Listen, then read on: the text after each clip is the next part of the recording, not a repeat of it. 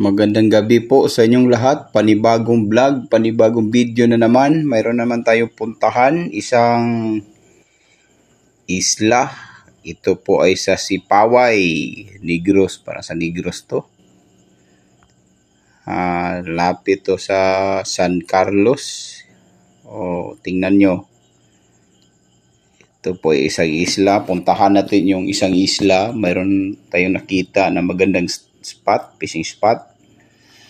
Mga productive contour line. Shout out sa mga anglers dyan sa San Carlos.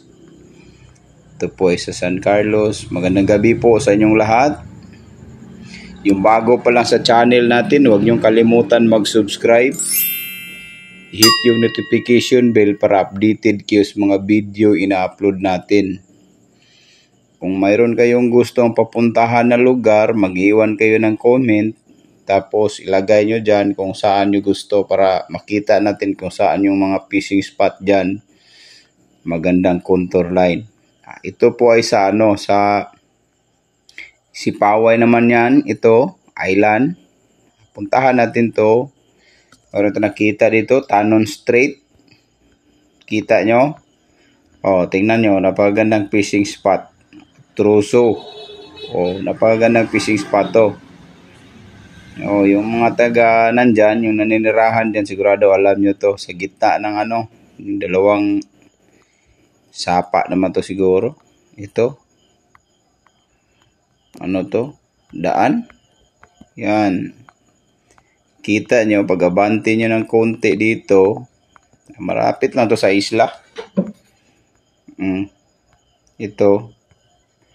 Dating nyo dyan sa isla, yung sa dulo sa may isla dito, Ermita Rock. Kita nyo, pag-abante nyo ng konti, mayroon ito nakita dito, 300 meters.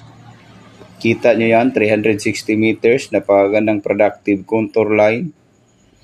Sigurado maraming mga malalaking isda dito. Dito, napakagandang fishing spot to.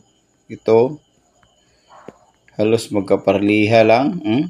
Napakagandang fishing spot. Puntahan natin yung malapit sa Sipaway. Ito,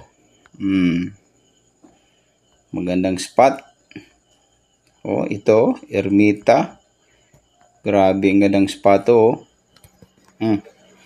200 meters pag-abante nyo.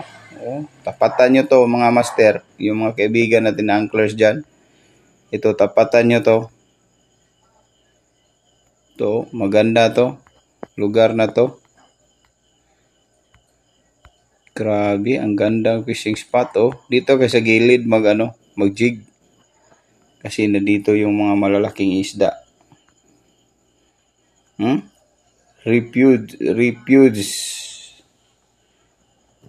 Anong basa nito? Sa Sipaway, ito, tingnan nyo. Diba? Kita nyo? Magandang fishing spot. Pag-abante nyo ng konti, sa tapat ng isla, 380 meters sa 300, napakagandang fishing spot. Makikita naman ninyo. Pag i-zoom in natin, ito yung formada sa mga bahura dyan. Yung mga deep contour line. Pero dito, maganda na to dito. Grabe, ang ganda ng fishing spot. 300 meters, grabe. Sobrang ganda. Yung mga nandyan, yung mga anglers dyan, shout out sa inyong lahat. Magandang gabi po sa inyong lahat. Itong video na to, ito ay makakatulong din sa inyo. Yung manghuli ng mga isda, wala kayong huli kasi po kahit saan lang tayo nag-jig, hindi natin alam. Ito po ay isang tulong para makita natin yung mga bahura dyan, yung mga productive contour line. Maisishare ko sa inyo. Yan. Napakagandang fishing spot naman yan. Ito, tapatan nyo lang to. Itong island to. Ito. Ang tawag to? Refugio Island. Sipaway. Grabe, ang ganda, no? Tapos dito, hindi natin alam kung gaano kalaoy. Napakababaw naman dito. Ganda dito kung may mga bagyo, dito tayo magtago. Dito mababaw yung dagat na. Dito lang sa unahan, napakagandang fishing spot. Mayroon dito 200 meters ito. Napakagandang fishing spot to mga idol. Dito.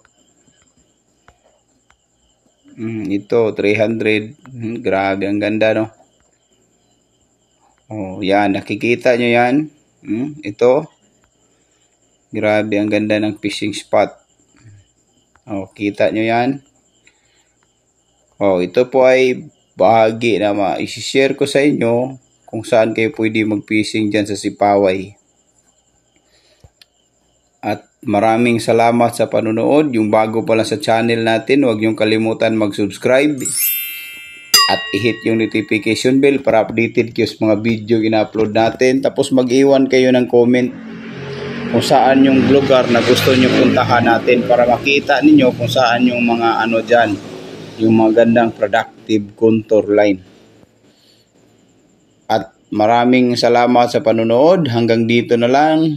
Peace on po mga master.